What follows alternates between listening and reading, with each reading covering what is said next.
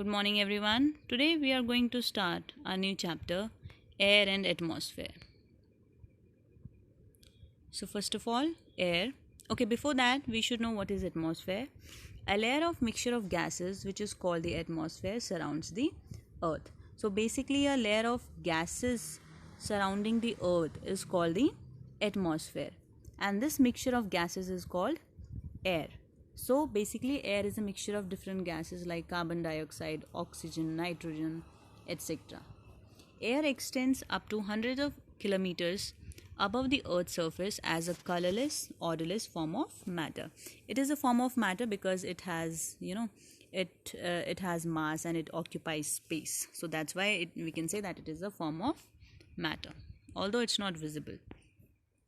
Okay, now air contain about 1/5 of oxygen, which we generally use for respiration. We already know this thing that we inhale oxygen and exhale carbon dioxide.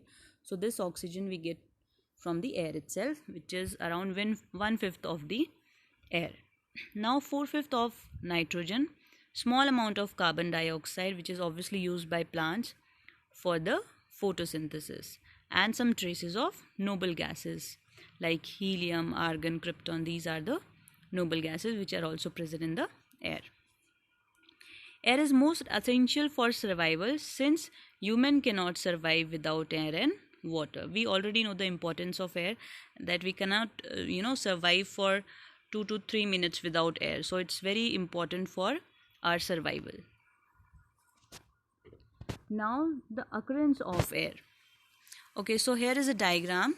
As you can see that this black is basically the surface of the earth, and first 10 miles is the troposphere, and then from 10 miles to 31 miles is the stratosphere. Okay, and this stratosphere also contain ozone layer, which basically prevent earth from the harmful ultraviolet rays of the sun. So as I've told you in the diagram, that the atmosphere surrounds to the earth up to about 300 kilometers and consists of troposphere and stratosphere. Stratosphere also contain ozone layer, which prevents harmful UV rays of the sun from reaching the earth. Now next is the water layer. It covers about 75% of the earth's surface. As air remains dissolved in the water layer of the earth, the dissolved air in the water consists of more oxygen than present in the atmospheric air, because oxygen is more soluble in water than nitrogen. Okay, now these are the basic constituents of the air.